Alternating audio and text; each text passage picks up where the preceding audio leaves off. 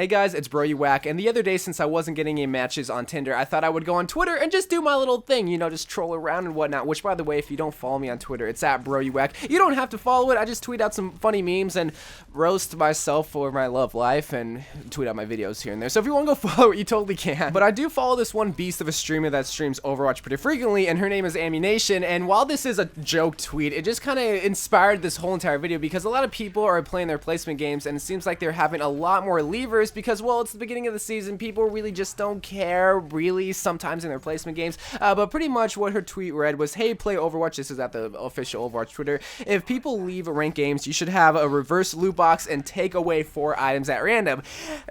Bro, you're getting too old. So while that is just a joke, and while she probably was just salty from the, her last competitive game, and while she was pretty much on tilt, the Play Overwatch Twitter responded saying they have to look out for the people that have bad internet. While levers do suck, they can't just punish people that have bad internet, and that's what inspired this video for maybe a harsher penalty when it comes to levers, or if that's totally a bad idea, if they should actually reverse that and have maybe less penalties for levers. However, I'm not supporting people that leave the games because I have no sympathy for that. If you go and you leave the game intentionally, I'm talking about competitive games. If you leave quick play matches, okay, that's fine. If you continuously leave them, you're gonna have an XP penalty or whatever. But I'm talking about competitive levers because that is never a good time, because when you go in a competitive game, you're pretty much stuck with 5 other people, and you're gonna have to like them. That's why whenever I go and play competitive, I'm always a ray of sunshine, I'm always happy, I'm always cracking jokes and whatnot, because, well, I have to win with these guys. If they don't, then they're gonna get pissed at me then. But sometimes, and especially at the lower ranks, you are gonna get levers, and it's always a bad time because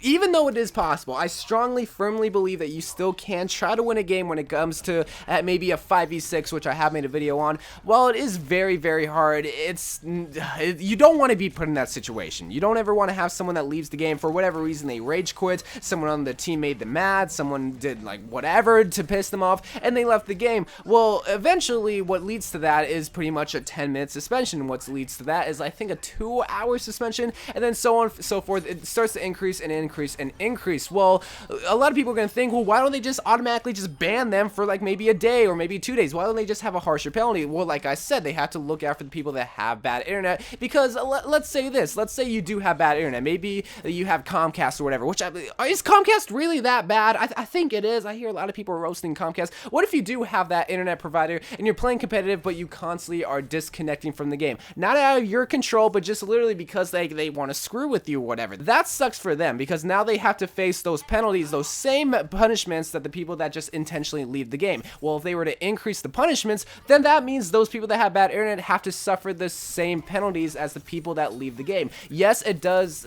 in turn mean less people are going to be leaving the game intentionally, but that means that the people that have bad internet are going to be screwed tenfold. But that can also come up with an argument, okay, well, why don't you just figure out who leaves the games and who disconnects? Well, there's really no organic way to really determine, hey, if you disconnect from the game, or if you go over to your router and just unplug the Ethernet cable. Oh god, I'm losing. Oh my god, no.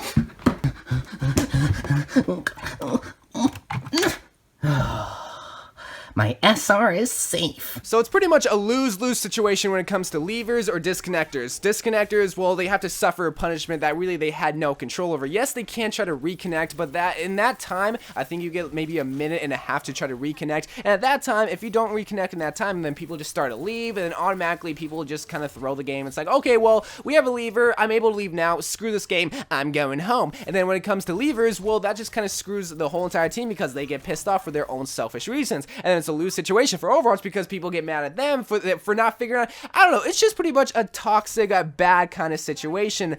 However, I feel like there is some sort of way to give somewhat of a harsher penalty when it comes to levers and not really disconnectors. And here's my kind of like theory. While there is no organic way to really determine if someone disconnects or just literally has bad internet, there is still a way to punish someone who does click the leave game button. I feel like there is some sort of way that you can figure that out, because yes, when you disconnect from the game, that's technically the same as clicking the leave button while you still can join the game. But again, there is no organic way. So why don't they implement a harsher punishment for people that click the leave button? Why don't they just implement something that's like, okay, there is the 10-minute suspension. But here's the thing. People have patience, right? They're pissed off at the game. They see that they have to wait 10 minutes. Okay, that's time for me to cool off. That's time for me just to go get a drink. Okay, I can totally wait at that 10-minute suspension. People really don't care about that. They're going to lose SR anyway. They don't mind the 50 SR loss anyway. So, of course, they're going to leave the game because, well, it's a lost cause. I don't want to play with these people. I'm just going to leave the game. And, okay, I get 10 minutes, but that's time for me just to get a sandwich or whatever. So, a punishment that they can implement when someone does leave the click leave game button, which would influence people not to really leave the game more, is just to have a longer suspension time and maybe even a bigger SR loss. Because, again, leavers suck. When you go into competitive, you're not there to really make people mad. You're not really there to fool around. You're there to have fun, but also try to get the win. If you want to just fool around, leave the game at will, then go play quick play. Go play a 3v3. When you go into a competitive game, you're there as like a family. You're there with 5 other people trying to get the W, or V in a sense, because you get the victory. So if you're going to leave the game, well, you just screwed 5 other people and just pretty much handed them all L's on a silver platter. Well, you should be getting the worst out of all of that. You shouldn't really be losing as much SR as some of these other people, because maybe they're on a lose streak, and because of you, well, you just handed them that big loss of SR. So in this case, if you click the leave game button, well, now you have a longer suspension because, well, hey, you knew all along about this, and here's even a bigger SR loss since you caused all 5 of your teammates to lose that game. How would this help in any sort of way? Well, this is mainly for the people that are too lazy to go up to their internet router and just disconnect it. People that are on tilt, people that are toxic, people that are just really angry, they're not really thinking straight. So they're not going to logically think, okay, I'm going to go to my internet router and just unplug it. Sure, some people might. Obviously, people are going to try to get past that. But really, this is for the people that are too immature to really get up, take the energy, walk over to their router and unplug it. They just want to get out of that game because they're on tilt and they're really pissed off. But again, this is to influence people to not leave the game. That's the main point of this. This is the whole point of the video, is to get people to not leave the game. Of course, people are still going to do it. Well, now they even have a harsher punishment if they do click the leave game button. When it comes to disconnecting, they won't face this as harsh punishment. But again, there is no organic way, so maybe they're going to keep the original punishment, but for the people that click the leave game button, they're going to have a much harder punishment. So that's the whole point about this, but I do want to get your guys' thoughts, or even better yet, go with Enemy Nation. Do you think that they should take away skins? Every Tracer skin, every Mei, every McCree skin, Mercy skin, you get taken away for every time you click the leave game button. I don't know, I just want to get your guys' thoughts. So I love you guys. Thank you guys for watching. Leavers suck. Try not to leave the game. That's a new New Year's resolution for season 5. I love you guys, and bye.